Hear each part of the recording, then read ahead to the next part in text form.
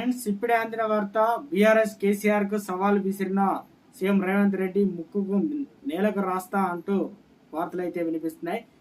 దీనికి సంబంధించి పూర్తి వివరాలు అనేది ఎండ్ వరకు చూడండి. కంప్లీట్ ఇన్ఫర్మేషన్ అయితే మీకు అర్థమవుతుంది. చాలా మంది చూస్తున్నారు కానీ సబ్స్క్రైబ్ మర్చిపోతున్నారు. దయచేసి ఛానల్ సబ్స్క్రైబ్ చేసుకొని బెల్ ఐకాన్ ఆల్ పైన ట్యాప్ చేయండి. చాలా మంది చూస్తున్నారు కానీ లైక్ చేయడం లేదు. దయచేసి లైక్ చేయండి. ఇన్ఫర్మేషన్ అందరూ రీచ్ చేసిన తర్వాత మనం బీఆర్ఎస్ చీఫ్ కేసీఆర్ కు తెలంగాణ ముఖ్యమంత్రి రేవంత్ రెడ్డి సంచలన సవాల్ విసిరారు. కొత్తగూడెంలో కాంగ్రెస్ ఎంపీ అభ్యర్థుల రామసహాయం, రఘురామరెడ్డి, బలురామ నాయకులకు మద్దతుగా సీఎం బహిరంగ సభలో పాల్గొని మాట్లాడారు.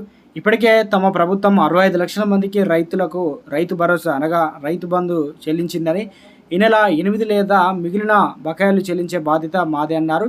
ఈ నెల 9లోగా ఒక రైతును కూడా బకాయి ఉంటే అమరవీరుల స్తూపం వద్ద ముక్కు నేలకు రాస్తా అన్నారు.